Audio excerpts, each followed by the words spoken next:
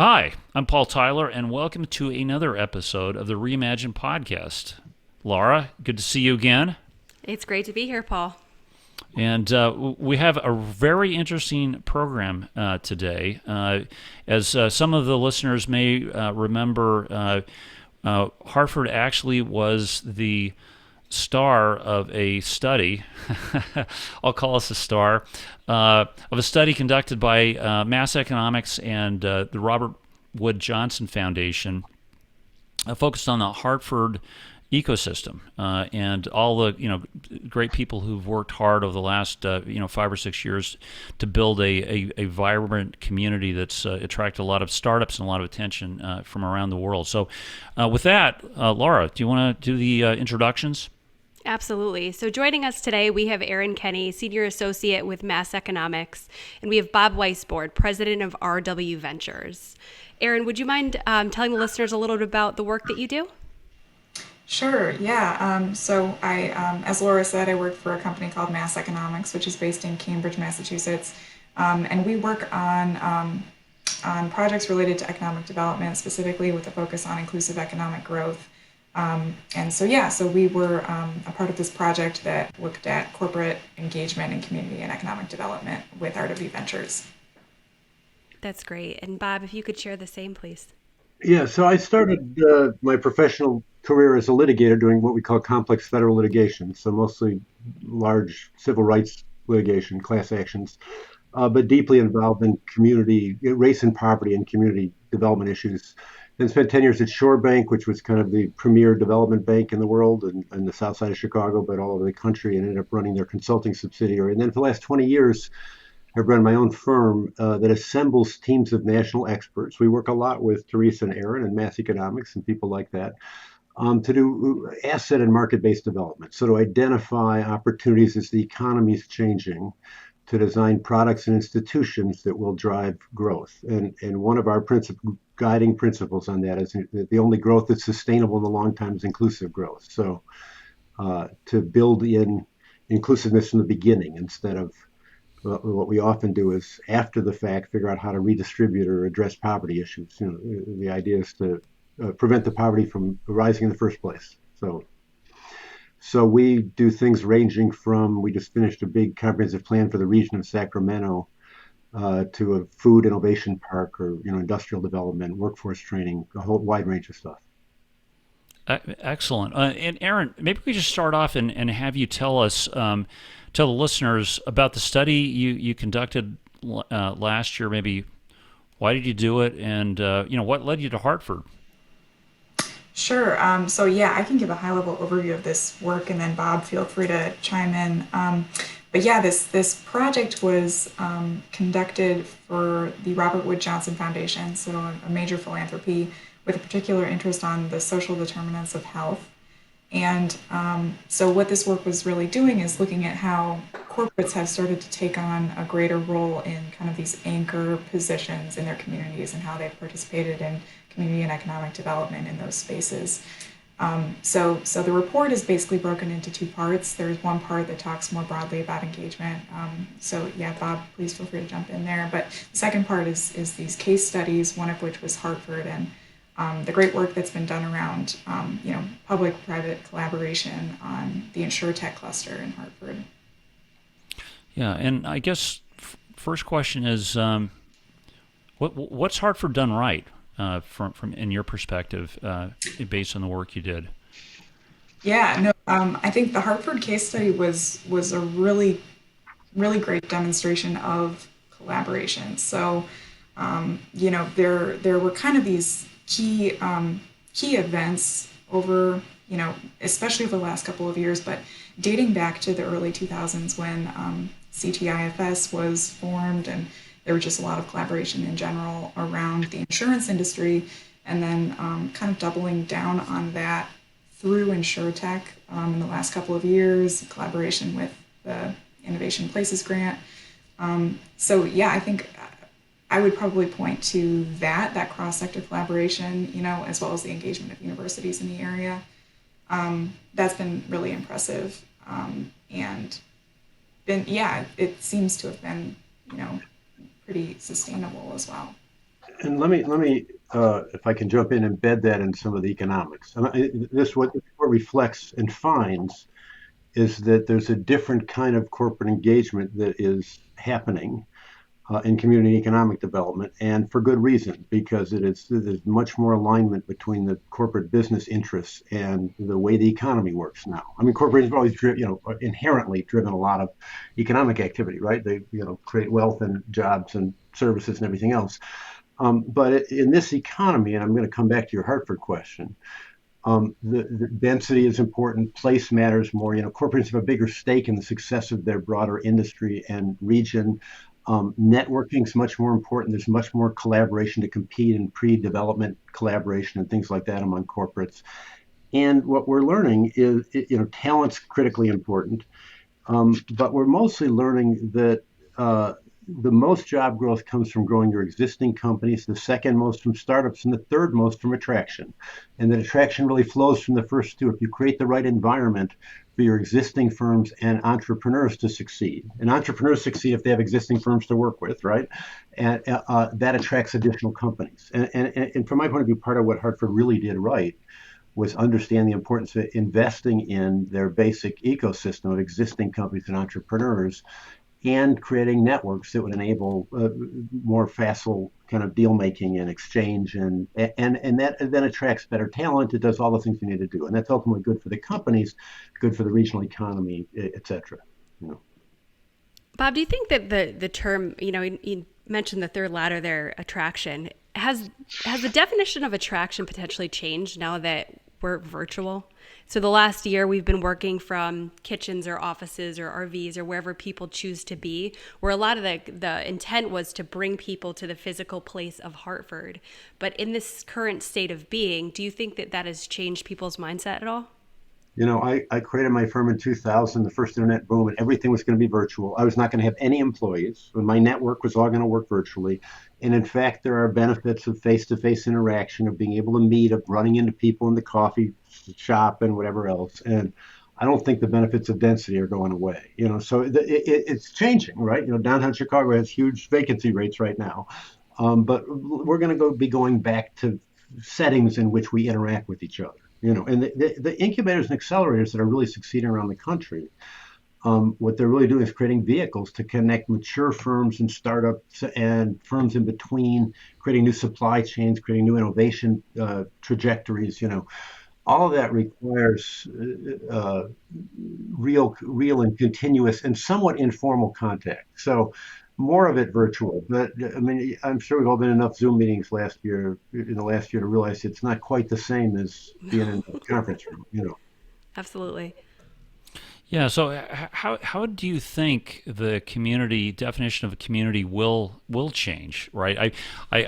Bob, I agree. I think people are going to be hungry for connection. We had our chief investment officer on a call for our top agents, who normally we'd have taken off to a nice location and done this stuff instead of we're doing it on Zoom. But in some regards, it allows us to pull more people from our company together and more frequently.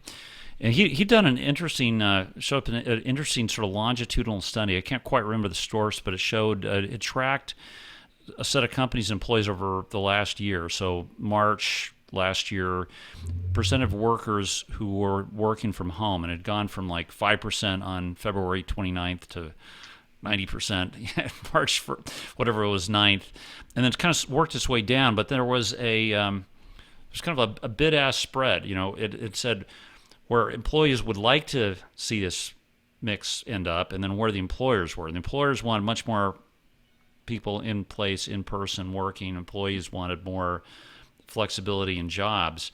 Now, where do you think that number is going to end up, well, especially for communities like Chicago, like Hartford, and how much of that fluctuation is going to impact rate of innovation? Is that going to be a metric that will be a leading indicator? Question.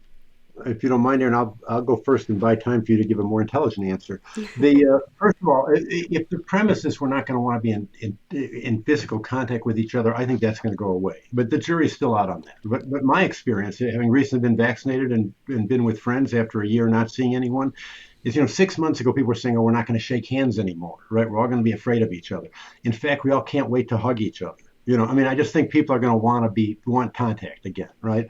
But your point that we're learning that you can do a lot virtually, and that the commuting to work every day is its own expense. And, I think we'll find other ways to connect, like accelerators, incubators. I'm finding in my firm, the office has been closed for a year, but it's available, and my employees are starting to go in. Not all at once, and instead we're having outings. We're finding outdoor spaces to get together, or we're meeting with clients around projects. But we're not less eager to meet and interact. And you're right. If we do devolve into a state where we have less contact, that will reduce innovation. I mean, no question that the research is clear that the dense webs of constant interaction are part of what drives innovation. Erin, what are your thoughts? Yeah, I mean, I agree with that for sure. I think there's probably going to be a big clamoring to get back in person, and to kind of resume normal at some point.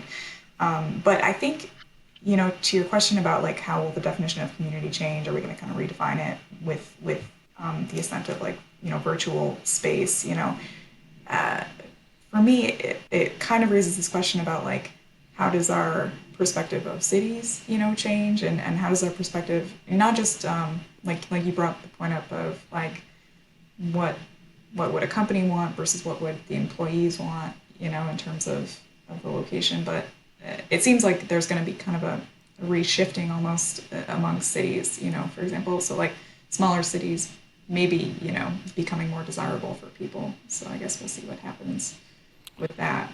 Yeah. Yeah, and the question of communities, we all have a lot of different types of communities. We have our professional communities, we have our neighborhoods, so it's a broad question. I think neighborhoods are not going away. They're specializing more in some ways, packages of amenities for different demographics and people. So you have bedroom communities and retirement communities and young single communities, but the communities keep taking shape. They keep evolving and taking shape, and people want them. There was just, this is an odd association, but there's just an article about, in the last couple of days, I'm forgetting where I saw it, it might have been some Apple News feed or something, about how one night stands are going out of style. This idea that we weren't going to want to connect and we were just going to all, and in fact, it's flipping the other way. People are coming out of COVID and isolation and wanting more serious and deeper relationships, So I think a lot of different communities emerge. In this case in Hartford, we were talking about an innovation community around entrepreneurship and insurance and insurtech, and that clearly is an attractive community of people. Yeah, well, it certainly has accelerated our definition, our challenge to the definition of innovation, right? So, Erin, I don't think you actually visited our building, did you, or our space? Yeah, you did. It's a beautiful space, ground zero for insurance. Bob, it's if you haven't been to Hartford, it's we work in this building. It's the only two-sided building, one of the few in the country. It's on the historic registry. Built in the '60s, but looks like it was built yesterday. Super, very, very modern. We expected that this would be like a WeWorks facility. This would be the primary value. People could come, work, take the elevator up, meet people in different departments of our company. In fact, if you look at the agreement that we ended up drafting, the attorneys drafted, it was really around physical space, Bob, like access to buildings. Well, most of the startups, I say, Laura, 90% of the startups, they weren't from Hartford. They were virtual, Bob, to begin with. If they had an office, it was like you're describing. It was more of a meetup place than it was an office. Now, and that sort of the notion, we kind of went, our hypothesis was, listen, we'll attract these startups and maybe they'll stay, maybe they'll hire a person. Maybe, could innovation actually be, now as a way to let your local talent serve a global marketplace and sort of keep more of the innovation at home, right? So maybe you could talk a little bit about our internship we've done, Laura, and then get your thoughts. Like, what does innovation mean? in communities? Is it bringing people in, or is it, Bob, to your point, it's including a group and building from what you have? Yeah, and Paul had mentioned the internship opportunity. We partnered with UConn CCEI, and their program is an InsurTech Fellow educational program that University of Hartford and University of Connecticut are co-teaching together. And it's a great opportunity for these InsurTech Fellows. It's a long application process. They have to be admitted into the program, but essentially it's the opportunity for these students to work directly with startups on their program, their problem, their solution, getting hands-on experience in the insurtech space, but also with a startup. So it's kind of a twofold where there's value exchange on both ways while we're engaging talent that's local to Hartford, whether it's natively local or if it's local because the students are currently with us, but obviously as an attempt to continue their stay here with us for the future. But I guess to Paul's question, is that, looking forward, is that the only way to say, keep talent local, keep businesses coming? Or should we start looking at it to say, yes, we want to keep talent local, that is important, but is it also as equally important to keep the talent here yet share the value of it externally to other areas? So I don't see those as an either or, right? So you can't grow your economy unless you're exporting from it. Right. Right. So your local retail service and all that stuff is good, but that's not what grows your economy. So you have to be creating value that someone else wants. So you're gonna be pushing whatever you're inventing out beyond your economy. There's been attempts to kind of interesting, but somewhat academic attempts to kind of map the webs of networks in different kinds of industries. And discovering, as you expect, that the places doing well have very strong local concentrations and hubs, but also have weak links. So, they talk about strong and weak links across different types of networks, have weak links around the globe, and it depends. The other thing that plays into this, the other key dimension, is the stage of innovation and company development. Earlier stage companies tend to need and have more local support and more integrated, if they're doing well, you need a more local ecosystem. As a company gets bigger, its issues are often more industry specific and more technical, and it becomes more important to have connections outside your local area, because you're dealing with issues that are more global in dimension. I'm not sure I'm responding to your question. I'm partly saying innovation, and the question, what is innovation? I think it depends a lot on the stage of the company, the industry you're in, the nature of innovation, this process and product innovation, the nature of the innovation you're trying to drive. But I would have said that everything you've said is right. They need both the local and the external connection. Erin, if you were to quantify innovation in communities, how would you go about measuring it? Also a great question. There are a few ways that we try to think about that more quantitatively, in terms of both like Bob was saying, the stages of innovation of the occupations in an economy, but also the industries themselves, kind of how that maps out, and an economy's kind of strengths across those stages of innovation. I think there are also, for example, like with InsurTech, there are particular, innovation related clusters, that you can try to quantify as well. But I think this all kind of circles back to something that might be changing, very quickly beneath our feet with other, the kind of changing circumstances related to COVID and a changing definition of innovation. And some of that change was going on already. When we talk about the next economy, the knowledge economy, all these technologies, that are connecting us more broadly and enabling more fertile cross-fertilization across subjects have been around 20 years, and the economists were concerned about why weren't they driving greater increases in productivity, and they're starting to now, and it just took a while for them to get internalized into the business processes and do the kind of generative effect that we're talking about now.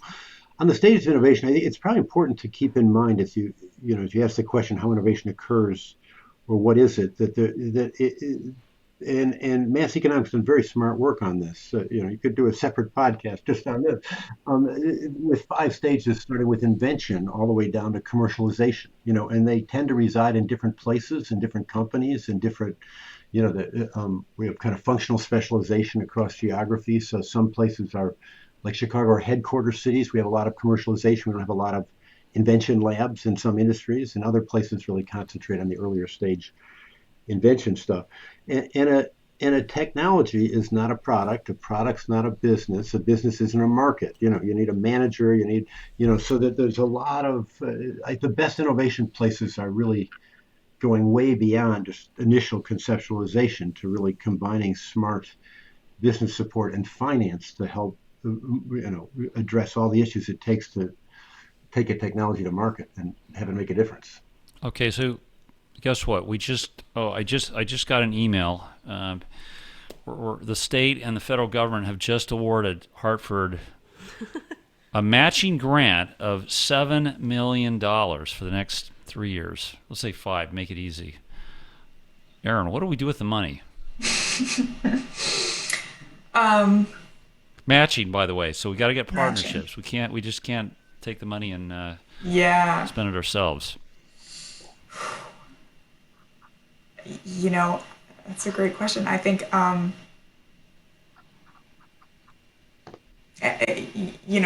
for Hartford specifically, I think there's a great track record of leveraging public dollars through these collaborative initiatives that, basically, support innovation, obviously, support young entrepreneurs. So learning from history, I guess that's one possible approach. Bob, do you have any other ideas about what A couple random thoughts.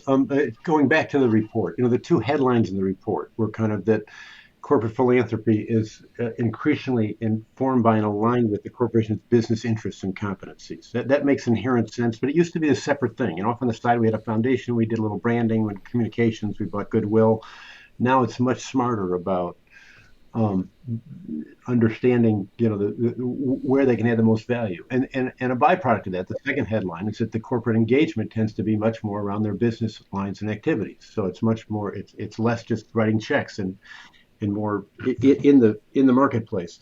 If I had, I don't know Hartford well enough, I couldn't tell you how you spend $7 million matching, but I think one of the things that comes out of the report and that we're finding is that, and it is true in any market-based development, is that there's substantial pre-development costs, coming up with the big ideas and the early stage research and the early stage support for entrepreneurs, and creating the networks and the platforms costs a lot of money, and no individual company should be expected to do that. It doesn't have a direct return to them.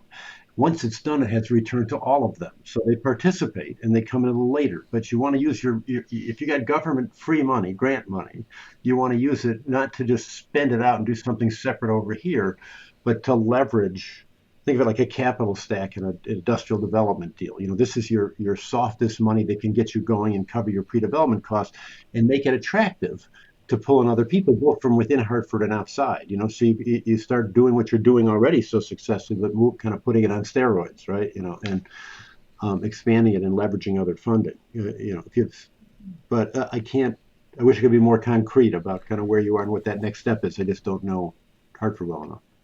So I guess playing off of this to a little bit of a character, we've talked a lot about the private sector roles and how we've been collaborative in Hartford and how a lot of us have come together. But can you talk a little bit about what you've seen for successful public sector roles? So outside of grant dollars, et cetera, how can public officials or the public sector get involved, or what have you seen to be successful that we could possibly learn from in Hartford? So being probably more blunt than I should, I do a huge amount of work with the public sector, but almost never as my direct client, right? So the public sector has to enable markets, right? I mean, there's all kinds of public goods we need. People think the free markets, but you don't have any markets without courts and without roads and without all the public goods we need. So the public sector has to enable markets. It has to correct for their failures, right?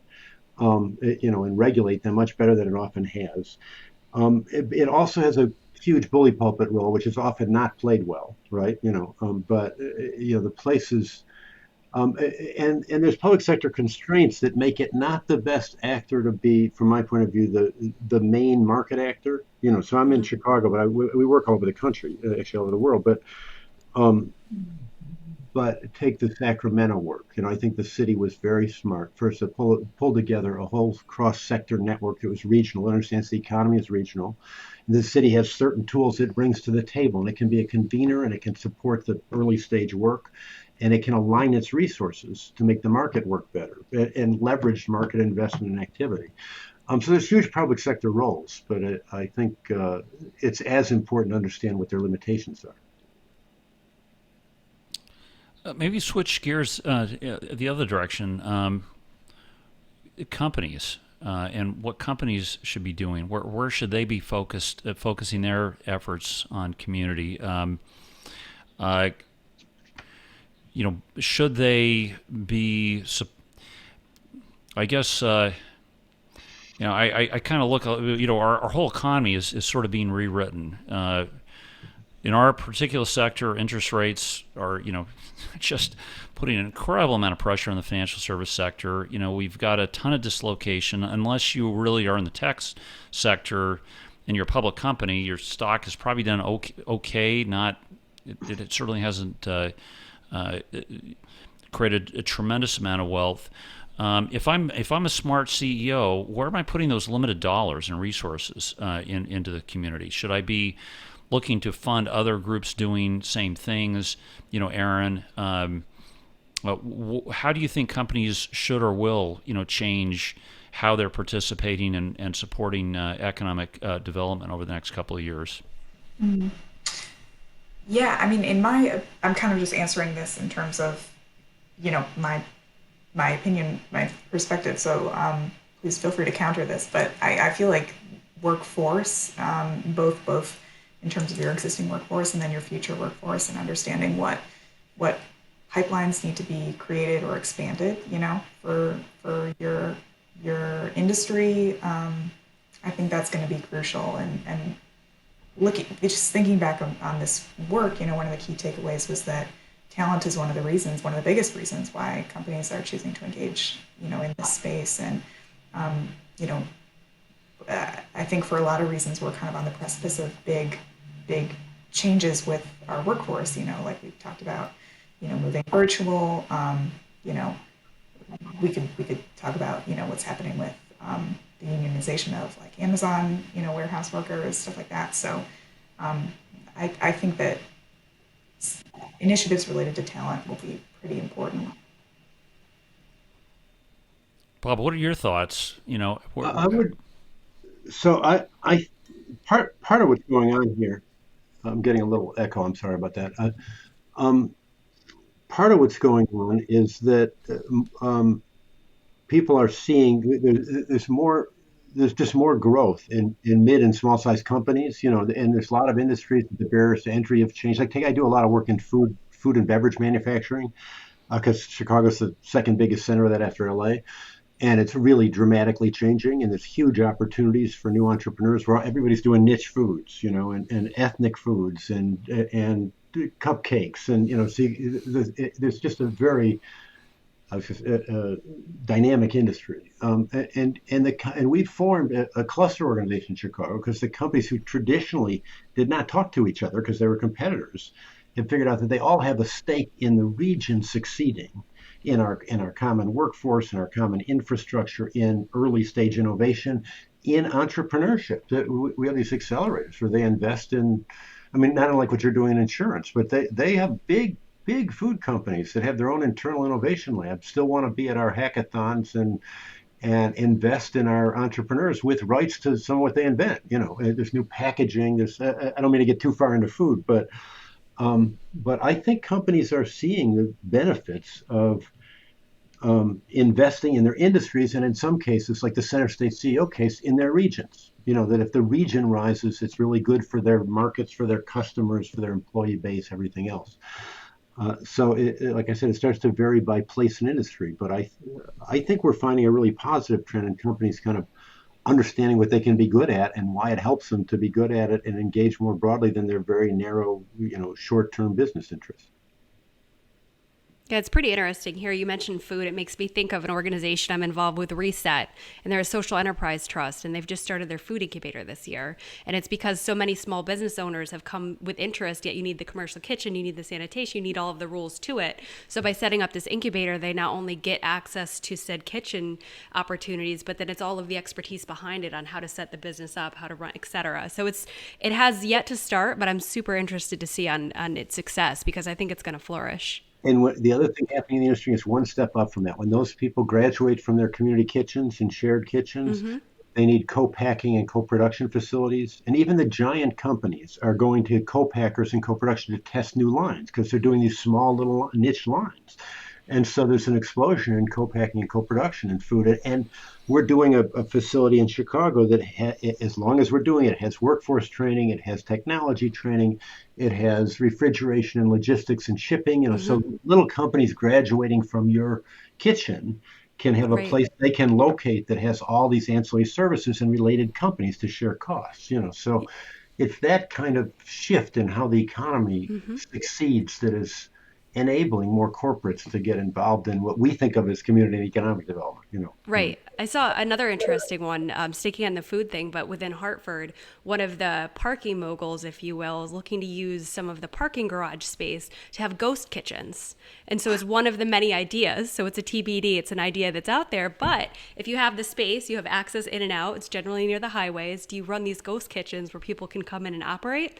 I don't know, but it was an interesting report about 6 or 7 different concepts that person is looking at because they have the physical space, and how do you best utilize that in today's changing economy? Yeah, it's I think constraints foster and accelerate innovation, right? You have a totally blank page. That's hard to fill out. Wait a second, it's 3 inches by 5 inches, and what do we? Right. now we see some creative ideas. I think personally this will be one of the most.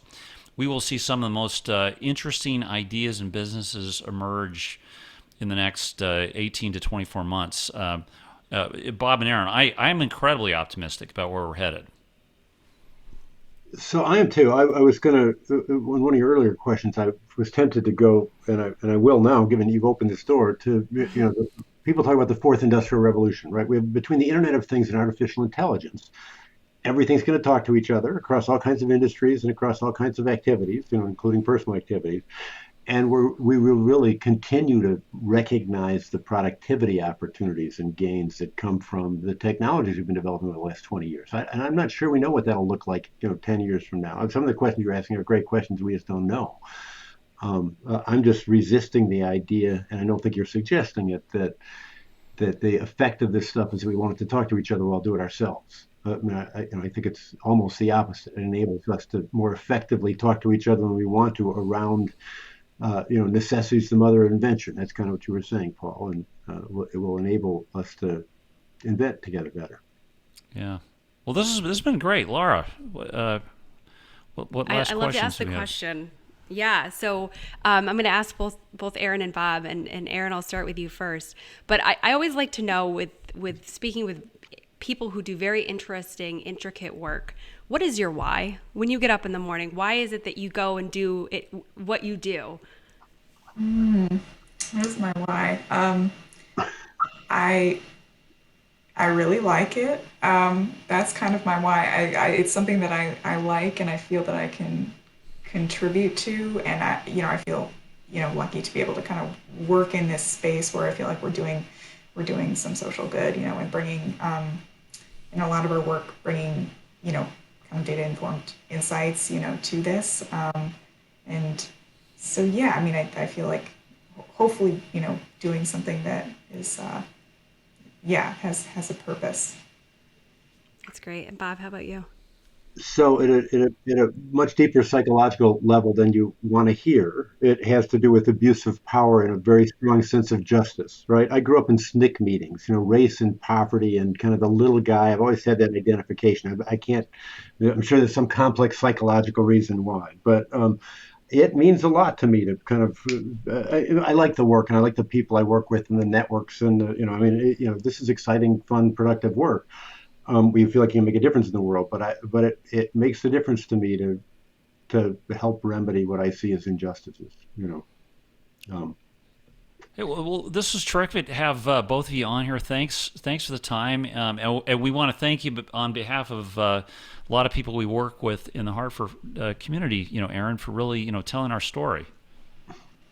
Oh, well, thank you. No, I mean, it's a great story to tell. So, yeah, thank you for all of the help that you guys have provided, and just in supporting this work.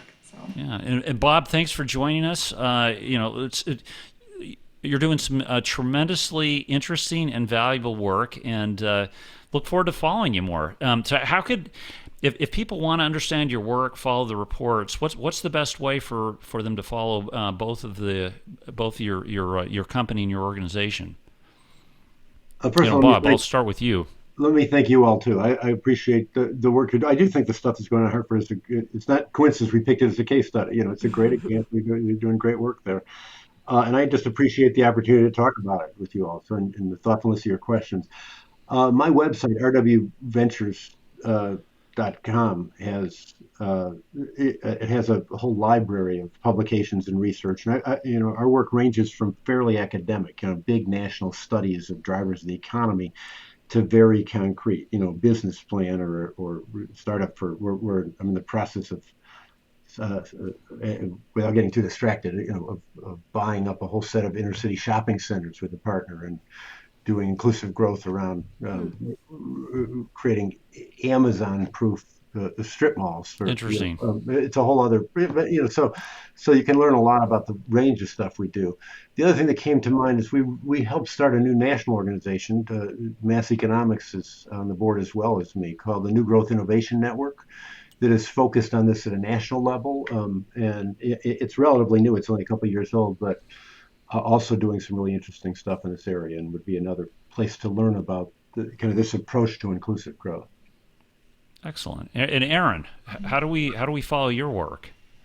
yes, so our website is masseconomics.com, and then we are also on Twitter. And then Paul and Laura, I'll plan to share with you links for the report, and then there's going to be a summary document of it, just a 2-pager, so that people interested can dive into some of the details of it.